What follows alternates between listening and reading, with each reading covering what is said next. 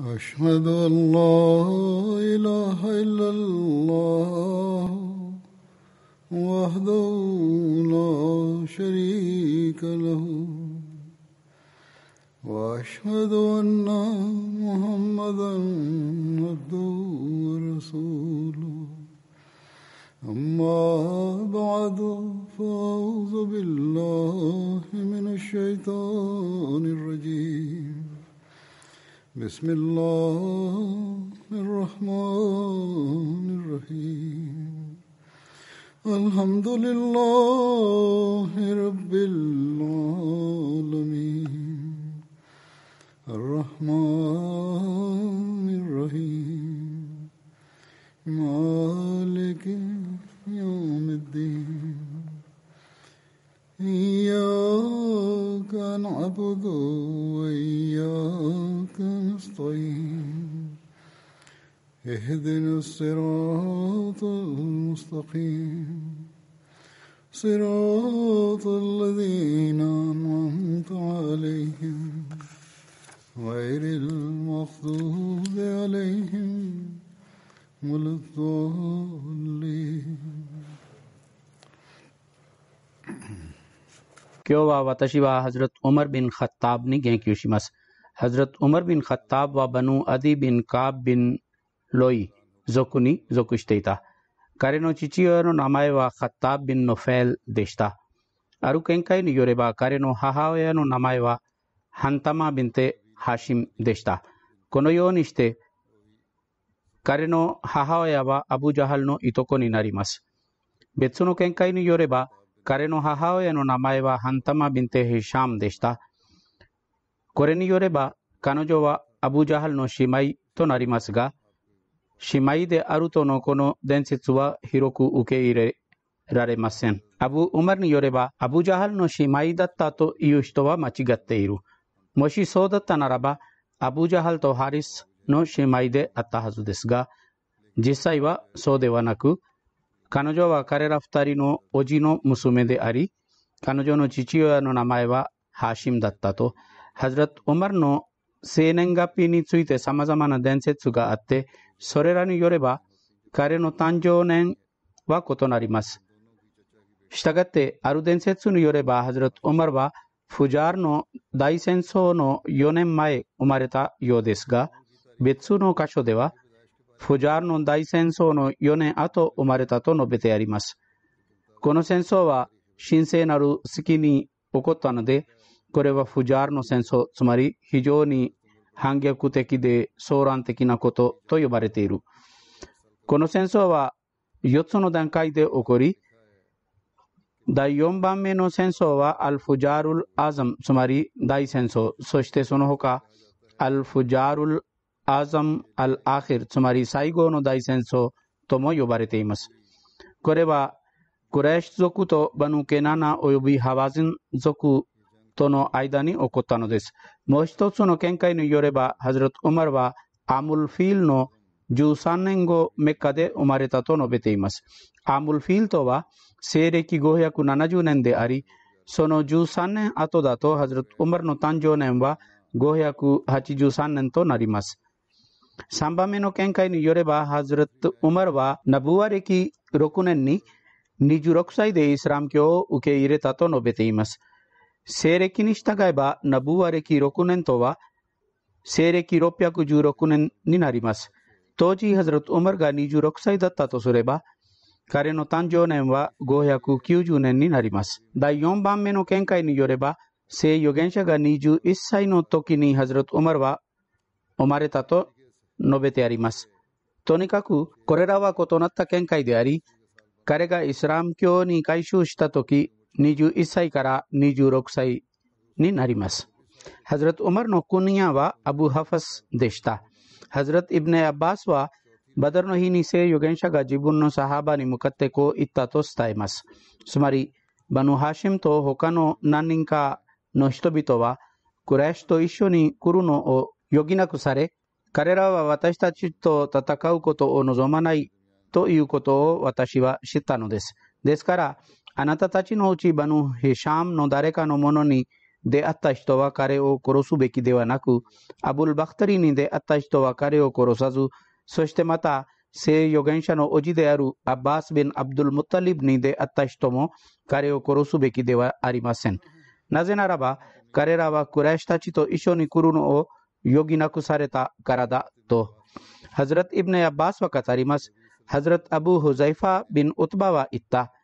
私たちは自分の父、兄弟と息子たちを殺すのに、アッバースを免じるでしょうか。神に誓っています。私が彼、つまりアッバースに出会ったならば、私は確かに彼を剣で殺すだろうと伝説者は言います。このニュースが聖預言者に届くと彼はハズラト・ウマル・ビン・カッターブに言った。アブハファスよ。ハズラト・ウマルは言います。神に誓って言います。これは聖預言者がアブハファスという国屋で私に話しかけた最初の日でした。彼は仰せられた。神の預言者のおじいの顔は剣で撃たれるだろうかと、ハズラト・ウマルは申し上げた。聖なる預言者よ、私がこれを言った人の首を剣で切り落とすことを私に許可してください。神に誓って言います。彼、つまりアブ・フザイファは偽善を示したと、ハズラト・アブ・フザイファは後ほど言っていた。私が当日言ってしまった言葉のために落ち着きがなくなり、自分が殉教されることによってこのことがあがなわれるのを除いて、私は非常にこれを恐れていたのです。したがって、ハズラト・アブ・フザイファはヤママの戦いの日に殉教したのです。ハズラト・アイシャは聖預言者がハズラト・ウマルにファルークという尊称を授けたと語っています。この尊称の背景についての伝説があり、ハズラト・イブネ・アッバースはこう語ります。私はハズラト・ウマルにあなたはどのようにファルークという名称が与えられたのかと尋ねた。彼は答えた。ハズラト・ハムザは私より3日前にイスラム教を受け入れたのです。私が偶然マスジド・ハラムの方に出かけたら、アブ・ジャハルは罵りながら急いで聖預言者の方に向かっていた。それから彼はハズラト・ハムザが行ったすべてのことを告げた。すなわちハズラト・ハムザがこれを知ると、彼は自分の弓を持ってカーバ神殿に行き、アブ・ジャハルが座っていたクレーシュの輪の前に自分の弓に寄りかかって立ち、絶えず彼を見つめ始めた。アブ・ジャハルは彼の顔に怒りを感じ、アブ・アンマラよ、これはハズラト・ハムザの国屋でした。どうしたのですかと言った。これを聞いたハズラト・ハムザは自分の弓で彼の頬を強く打ち、頬が切れ、出血し始めた。彼の怒りのためにクレーシュ人たちはすぐに喧嘩を終わらせた。ハズラト・ウマルが語った事件は、私が見たことのない方法で起こったと彼は言います。この事件の3日目、私が出かけたとき、途中、バヌ・マクズーム族の人に会いました。私は彼に尋ねた。あなたたちは先祖の宗教をやめ捨てて、ムハンマド・サララサラムの宗教を信じたのかと彼は答えた。私が信じたならば何の問題があるのか。あなたが私よりも大きな権利を持つ人も信じたのに。ハズラト・ウマルは言います。私がその人は誰ですかと尋ねたとき、彼は答えた。あなたの姉妹と義理の兄弟だと。これを聞いて私は自分の姉妹の家に行った。ドアが閉まっていて、何かを朗読しているささやきが聞こえた。私のためにドアが開かれ、私は中に入って尋ねた。私があなたたちから何を聞いたのかと。彼らはあなたは何を聞いたのかと尋ねた。この会話がエスカレートし、私は義理の兄弟の頭を掴んで彼を殴り、彼を血だらけにした。私の姉妹が起き上がって私の頭を掴み、それはあなたの望みに反しているのか、つまり私たちのイスラム教への改宗はあなたの望みに反するのですかと尋ねた。とにかく別の伝説では姉妹が負傷したことの言及もあります。ハズラト・ウマルは言います。私は義理の兄弟の血を見たとき、あるいは姉妹の血を見たかもしれないと、私はとても恥ずかしくなって座り、この本を見せてくださいと言った。姉妹は答えた。正常な人だけがこれに触れることができるので、あなたが正直なら行って水を浴びてきてくださいと。したがって私は水を浴びてきて座ったとき、彼らは私のためにそのページを開き出した。そこにこう述べていた。ビスミッラーヒルラハマニラヒーム。つまり、慈悲深く恵みあまねくアッラーの皆において、私はこれらの名称はとても高潔で純粋だと言った。それからこう述べていた。ターハ、マアンザルナエレカルクラーナレタシカ。つまりターハ、我らは汝にクランを下したのは、汝を苦しめるためではない。そしてこれからラフルアスマウルフスナまででした。つまり、ターハ書の2節から9節まででした。彼は言います。私の心はこの言葉に非常に感銘を受け、クライシ人はこれを逃げ出すのかと私は考えたのです。私はイスラム教を受け入れ、聖預言者はどこですかと尋ねた。姉妹は彼がダレアルカムにおられると教えた。私はそこにつきドアをノックすれば、そこにいたサハバたちが集まった。ハズラト・ハムザは、あなたたちはどうしたのですかと尋ねた。彼らは、ウマルだと答えた。ハズラト・ハムザは言った。もしウマルであっても、ドアのところに立っているので彼のためにドアを開けてください。彼が善意を持ってきたならば、私たちは彼を受け入れ、彼が悪意を持ってきたならば、彼を殺すと、聖預言者もこの話を聞いて出てきたとき、ハズラト・ウマルはカルマ・シャハダトを唱えた。そこにいたサハバたちはみんな大声で、アッラーフアクバルと叫び、メッカ人たちにもこれが聞こえた。私は申し上げた聖なる預言者よ、私たちは真実に基づいているのではないかと、つまりハズラト・ウマルは聖預言者に向かって申し上げた聖なる預言者よ、私たちは真実に基づいているのではないかと、彼はもちろん真実だと答えた。私たちは言った。それでこのように隠れることはなぜですかと、どうして私たちは自分の宗教を隠しているのかと、それから私たちは2列でそこから出た。1列に私がいて、もう1列にハズラト・ハムザがいた。したがって私たちはマスジド・ハラムに入った。そこでクライシたちが私とハムザを見ると、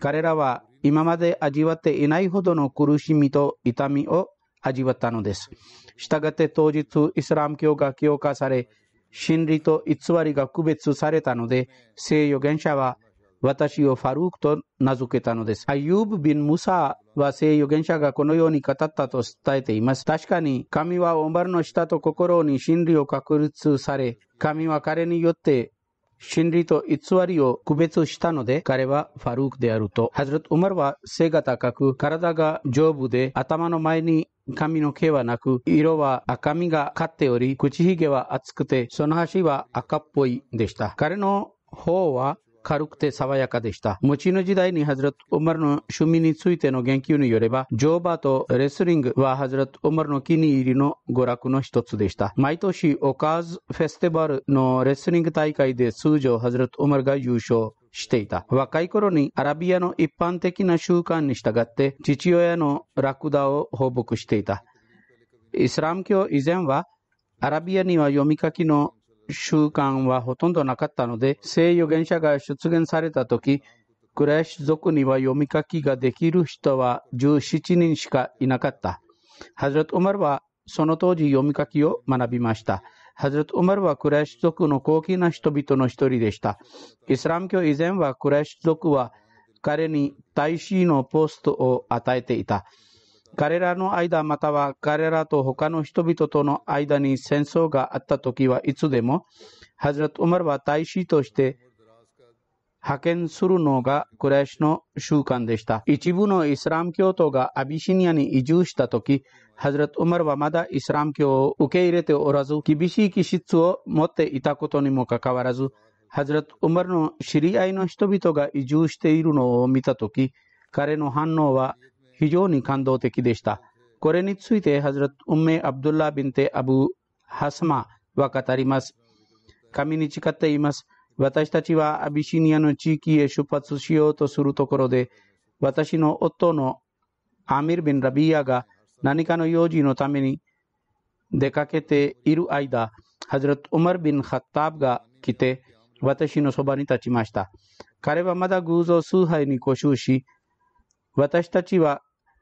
彼からの様々な種類の迫害と苦しみに耐えなければなりませんでした。彼女は言います。彼は私に向かってどこかにお出かけのようですねと言った。彼女は言います。私は答えた。そうです。神に誓って言います。私たちは必ず神の大地に出かけるだろ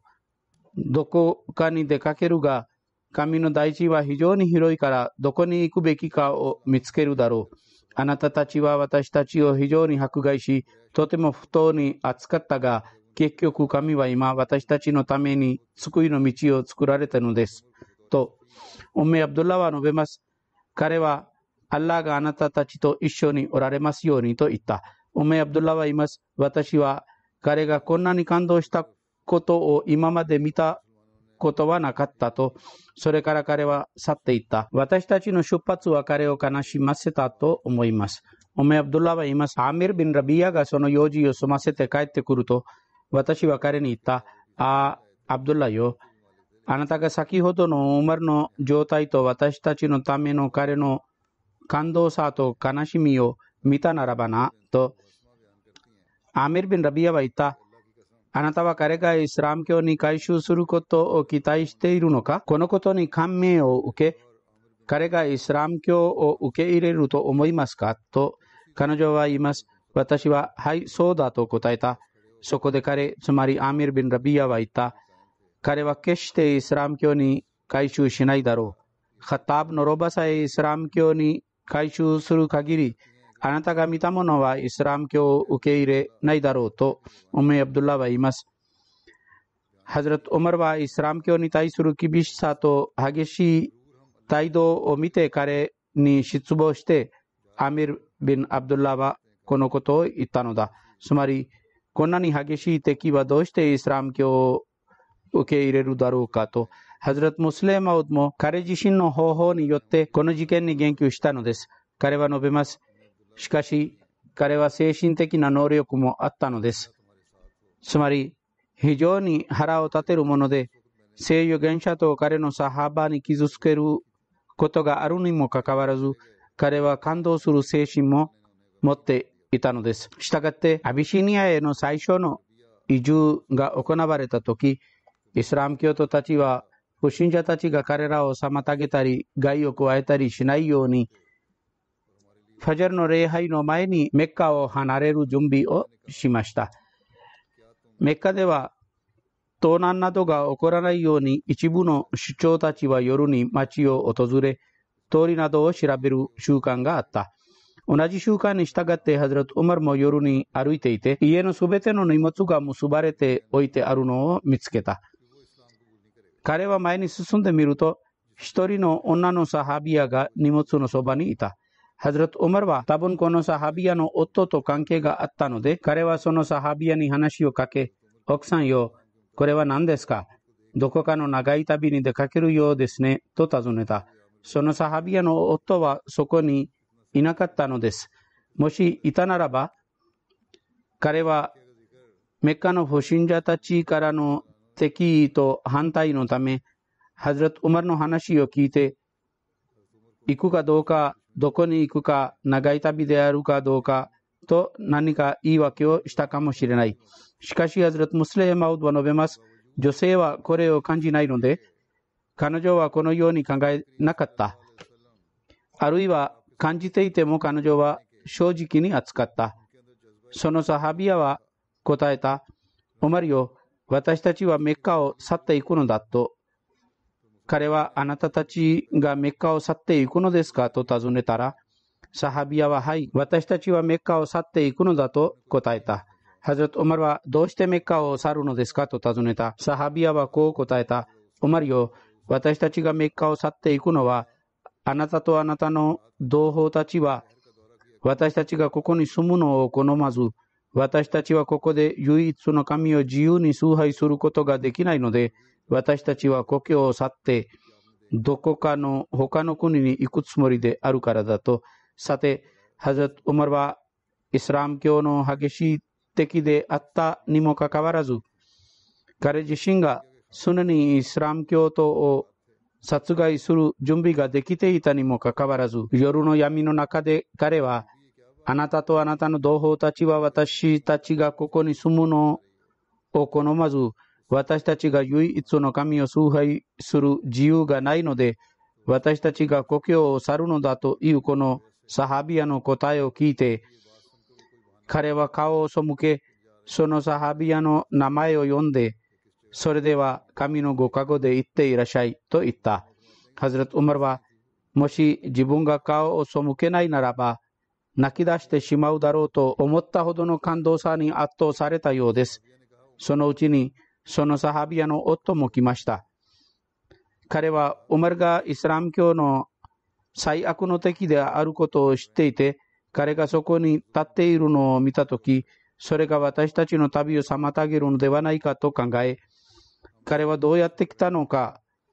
と妻に尋ねた。彼女は彼がこういうことで来てどこに行くのかと尋ねていたと教えた。彼は彼が何かいたずらをしてはいけないと言った。彼らが出発しようとしたところか、そこに立っていたのを見たか、彼が戻ってくる前にハズラト・ウマルはそこを去っていたのです。あるいは彼と会って去ったのか、いずれにせよ、彼は彼が何かいたずらをしてはいけないと言った。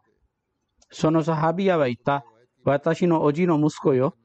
当時、アラブの女性たちは自分の夫をおじの息子と呼ぶ習慣があったのです。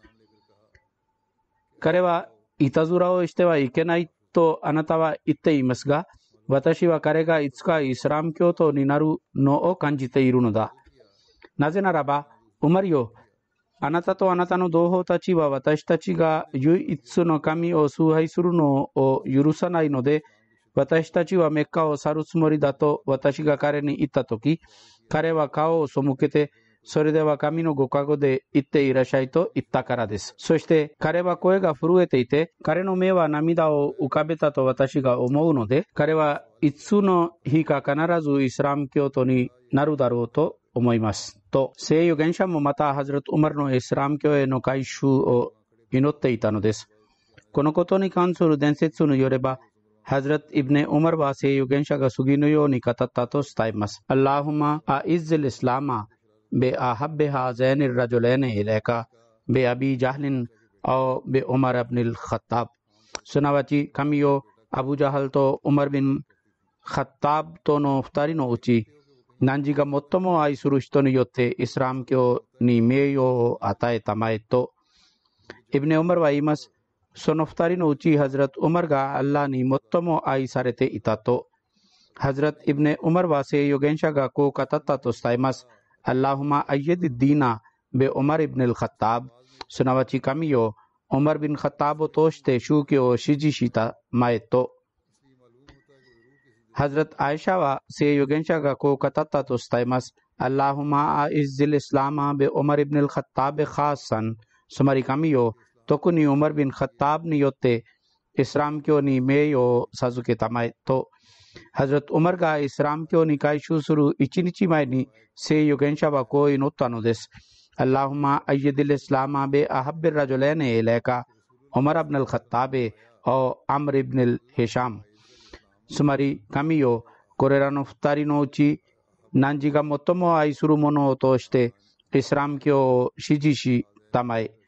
すなわちウマル・ビン・カッタブとアマル・ビン・ヘシャブとのうちのを。ハズラト・ウマルがイスラム教に改宗したとき、聖なるガブリエルが下りてきて、こう言った。ムハンマドよ、天の者たちもウマルがイスラム教を受け入れたことを喜んでいると、これはタバカトル・クブラでの伝説です。ハズラト・ウマルがイスラム教を受け入れた詳細はこのようにあります。つまり、ハズラト・ウマル・ビン・カッタブはナブワ歴6年ズルハッジャ月にイスラム教を受け入れた。イスラム教への改宗につながったさまざまな事件と伝説が伝記とハディスの本で叙述されています。イスラム教への改宗についてシーラトル・ハルビヤにおける伝説は次の通りです。つまりかつてアブジャハルは人々に向かってこう言った。クライシュのグループよ、ムハンマドサララハレサラムはあなたたちの神々を非難し、あなたたちを愚かにし、あなたたちの神々が地獄の燃料だというので、ムハンマドサララハレサラムを殺す人は誰でも私よりの赤と黒の100頭のラクダ並びに1000億や銀の報酬をもらえる権利があることを私は宣言すると、1オキアは40デルハムでした。それは約126グラムであり、一部の人によればそれ以上です。とにかく1オキアを126グラムにすれば、彼が報酬のために決めたのは莫大の金額でした。別の伝説によれば、ムハンマド・サララー・アレイサラムを殺す人には多くのオキアの金、多くのオキアの銀、たくさんのムスク、たくさんの貴重な服と他のたくさんのものを与えると発表したと述べてある。これを聞いてハズラト・ウマルは、自分がこの報酬をもらえる資格があるのかと言った。人々はもちろんあなたもこの報酬を受けるだろうと答えた。それからハズラト・ウマルはこの点で彼らと正式に合意をした。ハズラト・ウマルは言います。その後私は裸の剣を肩にするし、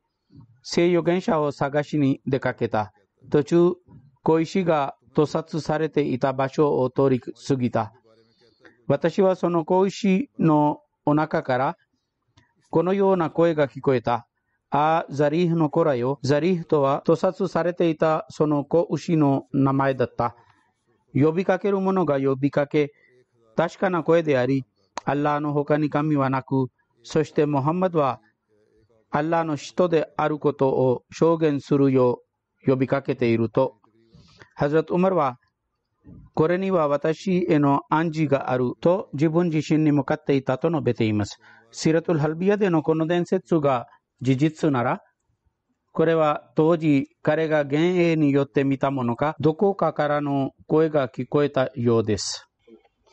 ハズラト・ウマルがイスラム教を受け入れることについて3番目の伝説は次の通りです。ハズラト・ウマルは伝えます。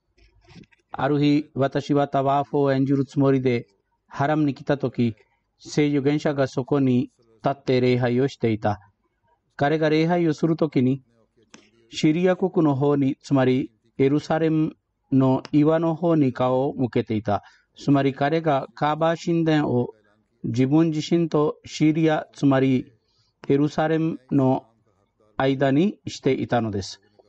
このようにして彼の礼拝の場所がハジャレ・アスワッド・ルクネ・ヤマニの間になっていた。ルクネ・ヤマニとはイエメンに面するカーバー神殿の南西の角です。なぜならば、そのようにしなければ、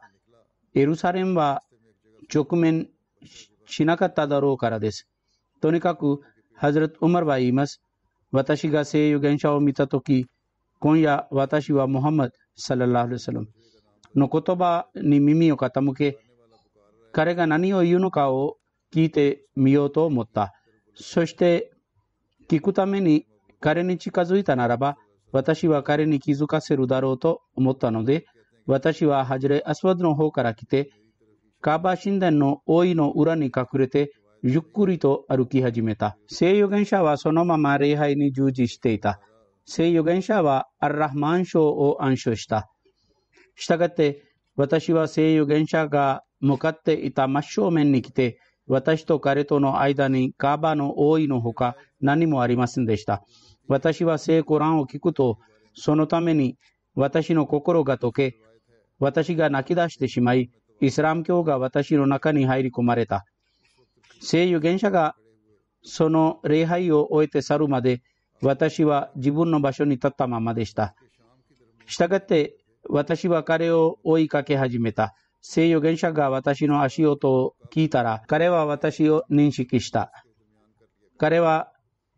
私が彼に傷つけるために彼を追いかけていると思って、私を叱責し、そしてイブネ・カッタービを、あなたはそんな遅い夜に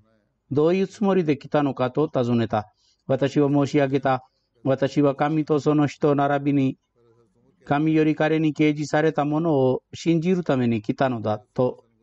4番目の伝説はこのようにあります。ハズラト・ウマルは述べます。ある夜、私の姉妹は陣痛が起こったので、私は家を出てきて、カーバー神殿のカーテンを抱きしめて祈願していた。その時、聖預言者が来臨なされ、彼はハジャレ・アスワッドの近くで神が欲する限り礼拝を捧げ帰った。その時私は今まで聞いたことのない言葉を聞いたのだ。したがって聖預言者がそこを去ると、私は彼を追いかけ始めた。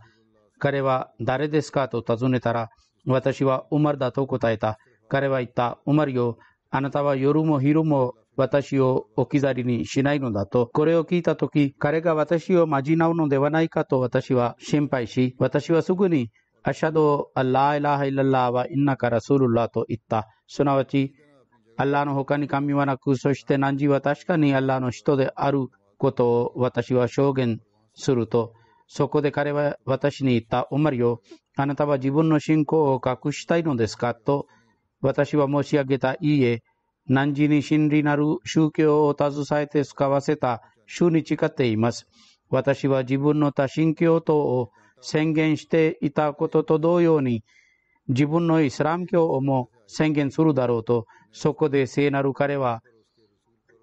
アッラーの栄光をたたえ、そして言った。ウマルよ、神はあなたが共同に固執するのを助けますようにと。それから彼は私の胸に手を撫で回し、私の不動を祈った。それから私は聖預言者から離れ、彼は自分の家に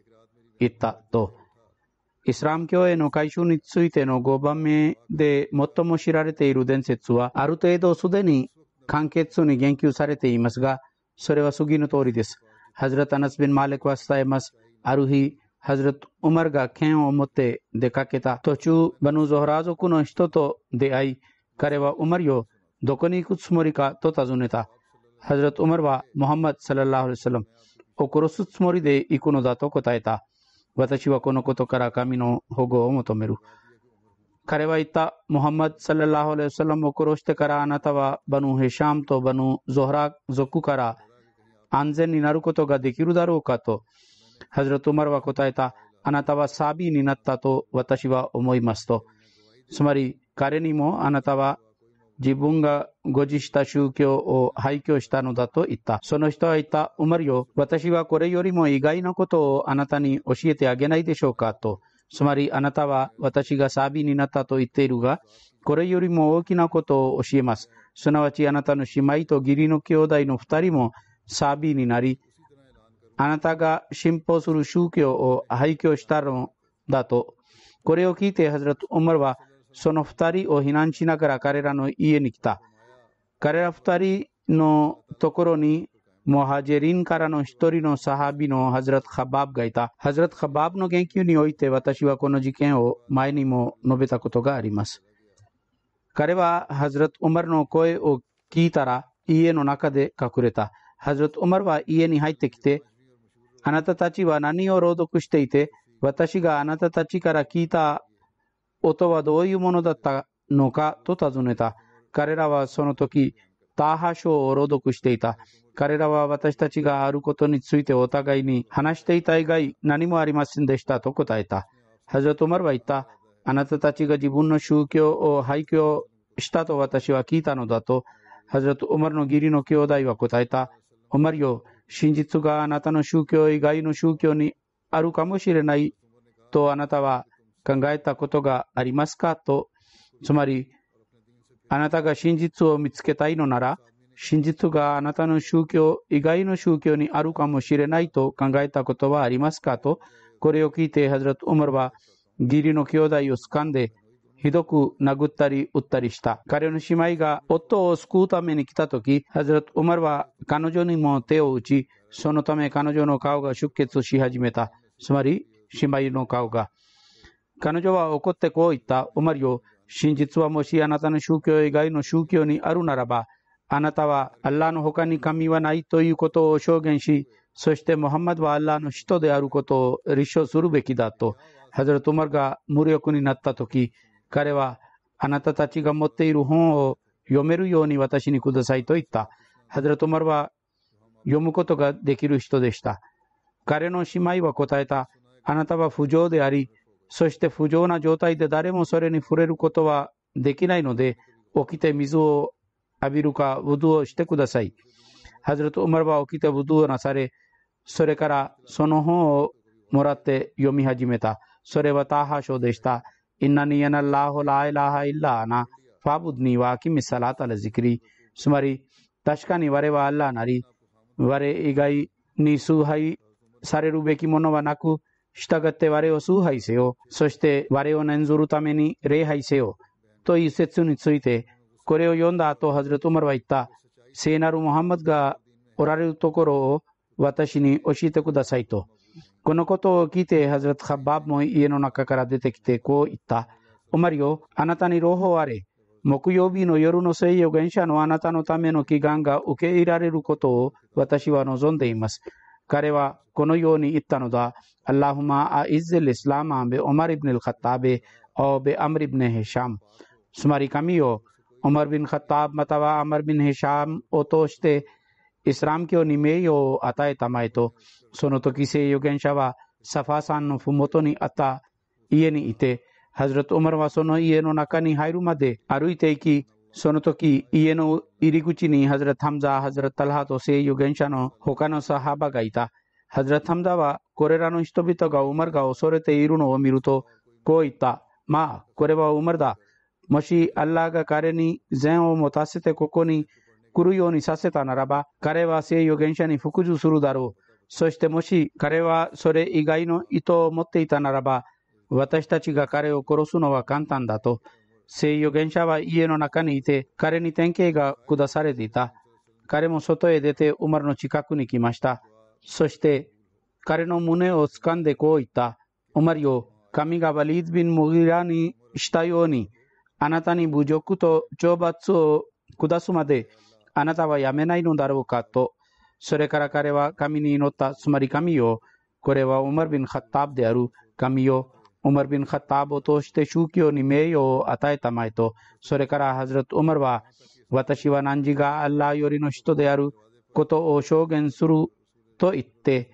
イスラム教を受け入れた。そして言った。聖なる預言者よ、イスラムの布教のために外に出るべきだと。マーマルとゾフリが伝えます。ハズレット・ウマルは聖預言者がダレ・アルカムに入った後、イスラム教を受け入れ、彼はダレ・アルカムでイスラム教を受け入れた40人目か40人少し以上の男女の後、イスラム教を受け入れたものでした。ダレ・アルカムとはメッカのすぐ外にあった一人の新参者のイスラム教とマルカム・ビン・アルカムの家またはセンターであり、ムスリムたちがそこに集まって宗教を学び、崇拝などを行うセンターになっていた。その名声からダルル・イスラムとしてもその名前が知られていた。これは3年間メッカでのセンターになっていて、そこで密かに礼拝を行い、聖預言者の集会が行われていた。それからハズレット・ウマルがイスラム教を受け入れた後、公然と外に出るようになった。伝説によれば、ハズレット・ウマルはこのセンターでイスラム教を受け入れた最後の人であり、彼のイスラム教への改宗はムスリムたちを大いに強化し、彼らは公然と布教をし始めた。ハズレット・ウマルのイスラムへの改宗の同じ事件がわずかな違いで別の箇所でも述べられています。ここではハズレット・ウマルが姉妹の家で朗読したのはターハ書の最初の書説であると述べているが、他方別の箇所ではアルハディード書の最初の書説であったと述べています。ハズレット・ウマルがイスラム教を受け入れたことに関する6番目の伝説もあります。ハズレット・ウマルは語ります。イスラム教に入る以前、ある日、私は聖預言者を探しに出かけると、彼が私の前にモスクについていたのを見つけた。私は彼の後ろに立った。彼はアルハッカ書を暗唱し始めた。私は聖コランの構成と文体に驚き、神に誓っています。クライシュたちが言うように、彼は主人だと私は考えた。ハズレット・ウマルは言います。私がこれを考えた途端に、彼は次のように暗唱した。インナフラカロラスーリンカリーム、ワマホワベカレシャイル、カリランマトメヌン。すなわち確かに、これは高貴なる人の言葉である。そしてこれは詩人の言葉ではない。あなたたちが信ずるのは非常にわずかである。ハズレット・ウマルは言います。私は彼がカヒン、つまり魔術師だと考えた。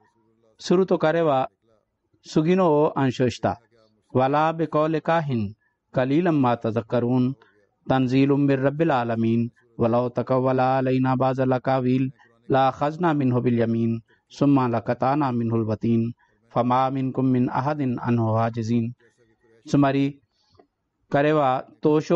を最後まで暗唱した。そしてその翻訳は次の通りです。またこれは下品の言葉でもない。あなたたちが忠告に従うことは非常にわずかである。神羅万象の衆よりの啓示である。したがって、もし彼は我らに関していくつかの話を捏造したならば、我らは必ず彼を右手で捉えたはずです。それから我らは彼の頸動脈を切断したはずです。そしてあなたたちのうち誰一人も我らをそれより妨げることができなかったはずです。ハズラト・ウマルは言います。その時イスラム教は私の心に根付いたのです。と。そしてまた7番目の伝説もあります。これはブハリでの伝説です。ハズラト・アブドゥッラビン・ウマルは語ります。私はハズラト・ウマルが何かのことについて私はこれがこのようにあると思う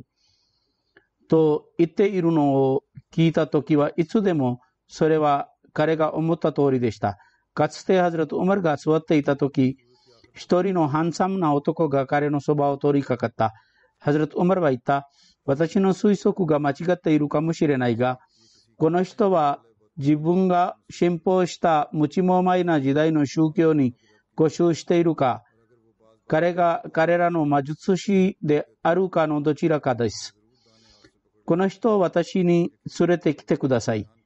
と、従って彼が呼ばれて彼のもとに連れてこられたら、彼は同じことを彼に尋ねた。彼は答えた。私は誰かのイスラム教徒がこのように迎えられた今日のような日を見たことがない。と、その人は後ほどイスラム教徒になったのです。ハズラト・ウマルは言った。私は誓いにかけてあなたに尋ね、あなたが私に教えなければならないと。彼は私が無知もまいな時代に彼らの魔術師だったと答えた。ハズラト・ウマルは尋ねた。あなたのジンニ、つまり魔女があなたにもたらした非常に奇妙なことは何かあるのかと彼は言った。かつて私がバザールにいたとき、彼女が私に来ると、彼女が緊張していることについて私は尋ねた。そのジンニは答えた。あなたはジンたちと彼らの苦痛と驚き、並びにラクダとそれらの蔵に彼らが達するのを見たことはないのかとハズラト・ウマルは言った。あなたは真実を語ったのだ。かつて私が彼らの偶像の近くで眠っている間にある人が子牛を連れてきた。そして彼がそれを屠殺したとき、一人の叫ぶ者が悲鳴を上げた。私はそれより大声で叫ぶ者を見たことがない。彼はこう言っていた。ああ、ノリを越えている敵よ。それは意図的で高貴な行為です。素晴らしい発表者があって、彼はライラハイララを言うのだ。すなわち、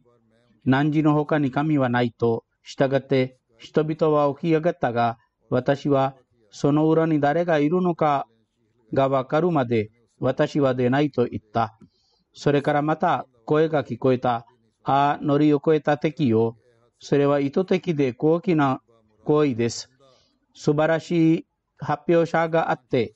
彼はライラハイララを言うのだ。すなわち、汝の他に神はないと。そんなに長くならないうちに、彼が預言者だと言われるようになったのです。ブハリの一部のバージョンには、ライラハイララの代わりにライラハイラアンタという言葉が述べてあります。ですからこれはブハリの伝説です。とにかくハズラト・ウマルのイスラム教への改宗について、歴史と伝記における様々な伝説があり、それらのうちの最も有名でほとんどの本で叙述されているのは、ハズラト・ウマルがナウズビッラ、聖預言者を殺すつもりで剣を持って出かけ、途中誰かによって自分の姉妹の家について知るべきだと言われて、姉妹と義理の兄弟の家に行ったという伝説です。この伝説はほとんど受け入れられ、ほとんどの箇所で言及されています。私が言及した他の多くの伝説があるにもかかわらず、とにかく私が述べたこれらの伝説のそれぞれの健全さを理解するように、歴史家たちや伝記作家たちの間で多くの議論が交わされてきたのですが、とにかく私たちによれば、姉妹と義理の兄弟の家での事件及び、そこから彼が誰アルカムに行ったことの伝説は正確です。ハズラト・ウマルのイスラム教への改宗に関して述べられたすべての伝説は、それぞれの場合、正当であるとも言えます。そしてその可能性もあり、それは様々な機会においてハズラト・ウマルの心に起こった変化の出来事であったという結論につながります。時によって変化の出来事が起こり続いていて、最後の一歩は踏み出されなかったのです。最後の出来事は彼が姉妹と義理の兄弟の家で聖コランを聴取し、イスラム教を受け入れるために聖預言者のもとに来た時のことです。いずれにせよ、アッラは最もよく知っておられるのです。その時、ハズラト・ウマルは33歳で、彼は自分の部長のバヌ・アディの首長でした。彼がベートの制約をしてイスラム教を受け入れた時、クレッシュの大衆の役職をも務めていた。彼はとにかく非常に威厳のある人で勇敢で恐れを知らないものでした。彼のイスラム教への改宗はムスリムたちを非常に強化し、彼らはダーレ・アルカムから出てマスジド・ハラムの中で公然と礼拝を行うようになった。ハズラト・ウマルはダーレ・アルカムで入信する最後の人であり、これは聖預言者の出現の6年目の最後の月に起こった事件です。当時、メッカで40人のムスリムの男性たちがいました。これについての残りを将来説明します。インシャアラ。今私は何人かの亡くなられた人々に言及するつもりで、彼らのジャナザ礼拝も指導します。これらの最初のは、イエメンからのモハンマド・ウスマン・シャブティさんの息子のアハマド・モハンマド・ウスマン・シャブティさんで、彼は2021年4月9日、87歳でエジプトで亡くなった。インナリッラヒワインナイレヒラジオン。アハマド・モハンマド・ウスマン・シャブティさんはイエメンのアデン市で生まれた。宣教師のゴラム・アハマドさんがアデンに派遣されたとき、シャブティさんは14歳でベアトをし、それから彼はジャマート・アハマディやイエメンの様々な役職を務め、長い期間、イエメンのプレジデントとして奉仕することができ、それから亡くなった。つまり亡くなるまでその役職を務めていた。彼はダクター・モハンマド・アハマド・アダニーさんの娘のワシーマ・モハンマドさんと結婚した。彼女はハズラト・マシーヘ・マウド・アライサラムのサハビ、ハズラト・ハジ・モハンマド・ディーン・デヘルビーさんとサハビア・ハズラト・ホセナ・ビビさんの孫でした。シャブティさんのネカもラブワで行われたが、彼は不在でした。しかしながら、それから彼はラブワとの関係ができた。シャブティさんはラブワを訪問する機会もあって、ハズラト・ムスレヘマウと会える名誉を受けたこともあった。そこで、長老たちやサハバたちに会うこともできた。シャブティさんはイギリスの様々な大学で看護と健康管理の高等教育を受け、リバプール大学で健康管理の修士号を取得した。イエメンの中央保健研究所の学部長の役職を務め、約29年間健康の分野で様々な役職を歴任した。中東に加えて異なった国々で世界保健機関の一時的な顧問を務める機会もできました。しばらくの間病気で数ヶ月からエジプトに引っ越してきて、ここイギリスに行こうとしていたのです。病気が悪化し、そこで治療も受けていたが、病気が増えたため、結局4月9日に自分の真の創造者の身元に行き去ったのです。個人はワシヤト制度に関与していた。スマのほか、アメリカの医者である息子一人、モハンマド・シャブティさんと娘3人と男女の孫たちや娘にあった孫たちがいます。長女はイエメンで、一人の娘はドイツで、そしてマルバ・シャブティさんはここのイギリスにいて、私たちの MTA のアルアラビアで奉仕しています。彼の娘のマルバ・シャブティさんは述べます。確かに天国は母親の足元にありますが、私は父親からも母親のような思いやりを得たのです。言い換えれば、私は父と母との愛の違いを感じたことはない。彼女は言います。私の父は経験で義にかなった高い道徳を持っていて、とても謙遜で謙虚でした。忍耐、誠実さと信頼の具体化であり、貧しい人々に気を使い、すべての人々、むしろ人類すべてを愛していた。多くの人々が同じことを書き、彼を知っている他の人々も同じく述べたのです。非常に細心の注意を払って自分の仕事を果たし、時間を守り、約束を遵守していた。よく崇拝とナファル礼拝を捧げ、義務礼拝の遵守に非常に注意を払っていた。彼女は言います。2002年に彼女の両親の2人も神殿の巡礼を演じることにも恵まれた。エメンのジャマートの代行プレジデントのハリド・アリ・アッサバリさんは述べます。老年にもかかわらず、個人は威厳のある性格を持ち、親切でいつも笑顔で寛大でおもてなしでした。すべてのアハマディたちを優しい父親のように扱っていた。ジャマートが必要な時はいつでも彼は自分のポケットから費やし、プリンターやフェックス機などのようなジャマートの必需品を自ら購入していた。貧しくて無力な人々にとても親切で思いやりを持っていた。すべての貧困なアハマディたちに惜しみなく費やしていた。アハマディアの孤児たちと未亡人たちを扶養していた。戦争の影響を受けた一つの家族の家賃も自分のポケットから支払っていた。高齢にもかかわらず彼は2018年にエデンからサナーまでの20時間の長くて困難な旅をした。これはサウジアラビアの攻撃及び至るところでポストチェックがあるため非常に危険でした。また、老後のために彼が歩くのも難しかった。彼はサナージャマートと一緒にイード礼拝を捧げ、彼らにイードのお土産を与え、彼らの喜びを分かち合うためにだけこの旅をした。その時、ジャマートのすべての人が彼の訪問をとても喜んでいた。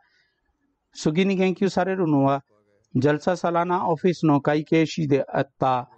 クラシ・ザカウラさんで、彼も4月9日に87歳で亡くなった。インナリッラヘはインナイラヘラジウン。クラシさんの家族にアハマディヤトが彼の母方の祖父と彼の妻の祖父のハズラト・クルシード・アリーさんを通して入ってきた。ハズラト・マシーヘ・マウド・アライサラムがシアルコートに来臨なされたとき、ハズラト・クルシード・アリーさんは16歳でハズラト・マシーヘ・マウドの手にベアトすることに恵まれた。クラシさんの妻はすでに亡くなっており、娘5人と息子1人がいます。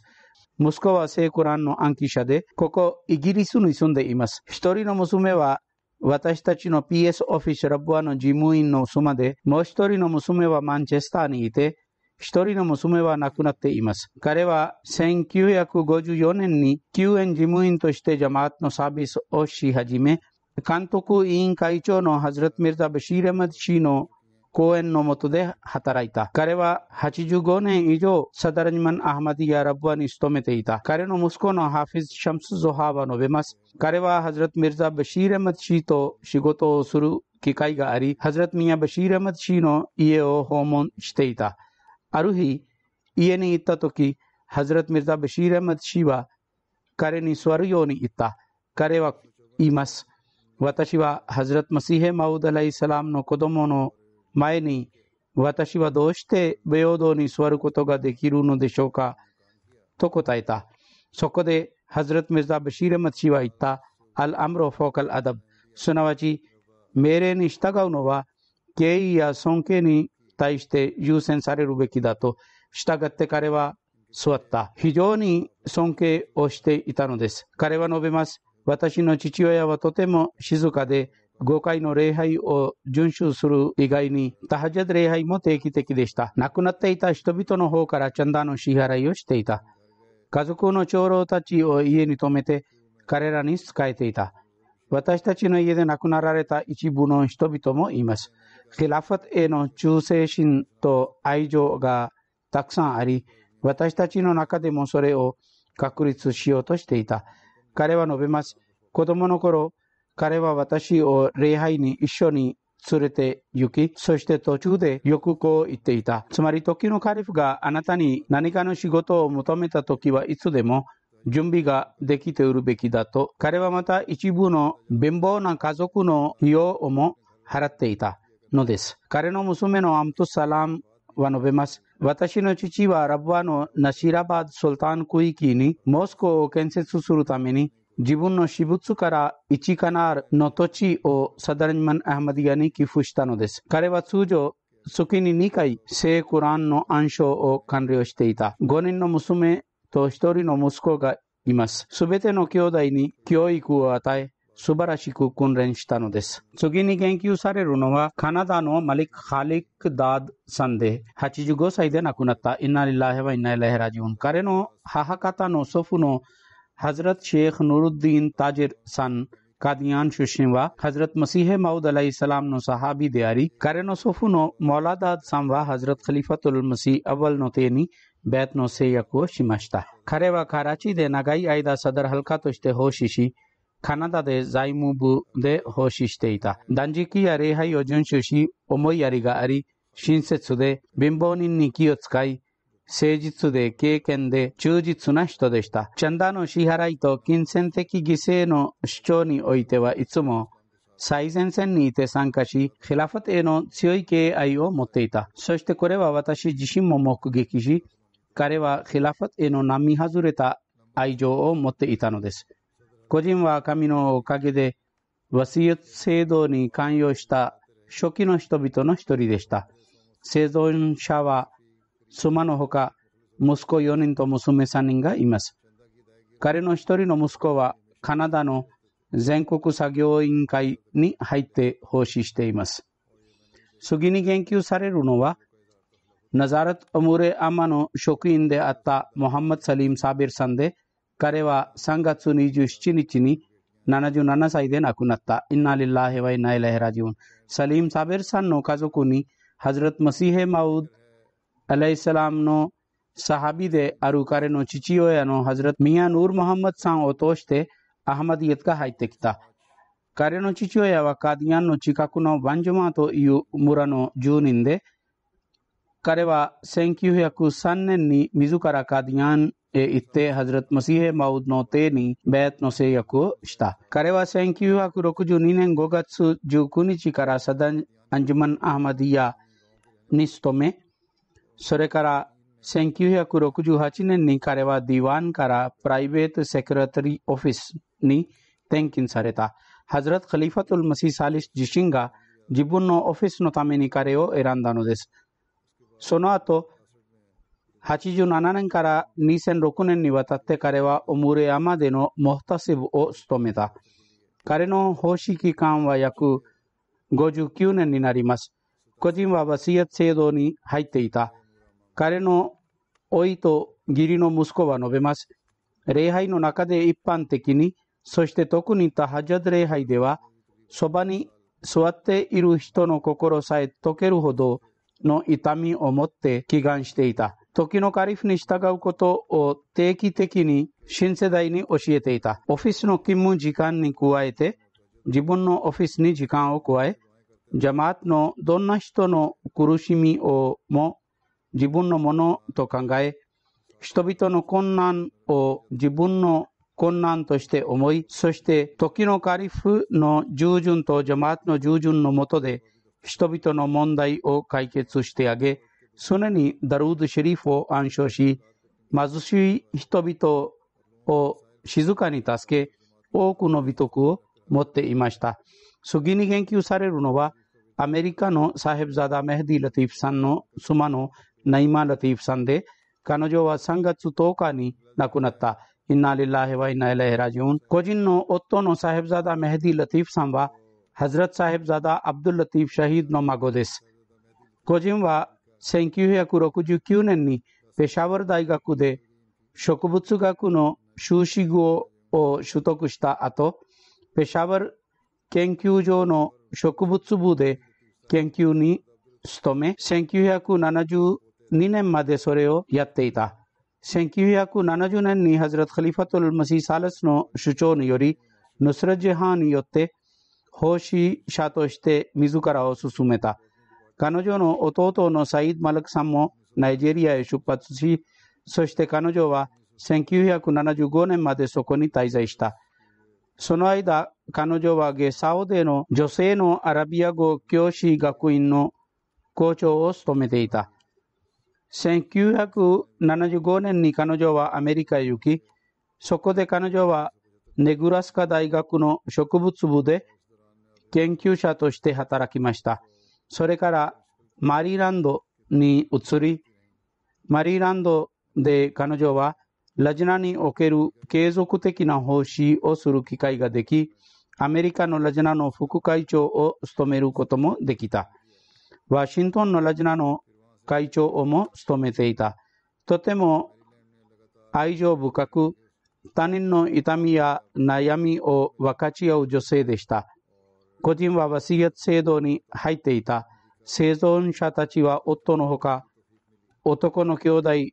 4人と姉妹2人がいます。子供はいない。彼女の兄弟1人はアメリカの副アミールを務めていて、もう1人はアメリカのダルルカダに勤めています。次に言及されるのは、カナダのモハンマド・シェリーフさんの妻のサフィア・ベガムさんで、彼女は3月11日に80歳で亡くなった。インナリラヒワイナイラヒラジュン。彼女はペシャワルの元宣教師のモルビ・チェラーディンさんの長女でした。ワーケントで長い間ラジナの会長として奉仕することができた。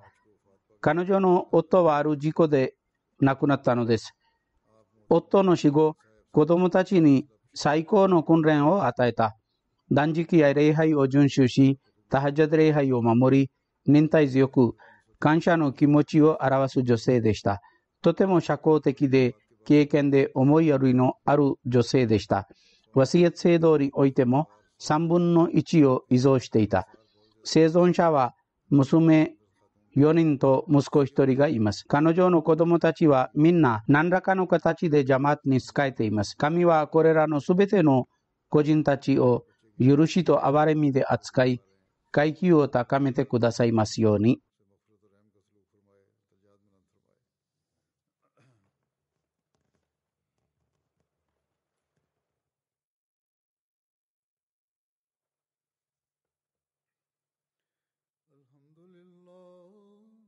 الحمد لله نحمده ونستعينه ونستغفره ونؤمن به ونتوكل عليه ونعوذ بالله من شرور أنفسنا ومن سيئات أعمالنا من يهده الله فلا مضل له ومن يضلل فلا هادي له ونشهد أن لا إله إلا الله ونشهد أن محمدا عبده ورسوله عباد الله رحمكم الله إن الله يأمر بالعدل والإحسان وإيتاء ذي القربى وينهى عن الفحشاء والمنكر والبغي يعظكم لعلكم تذكرون اذكروا الله يذكركم وادعوه يستجب لكم ولذكر الله أكبر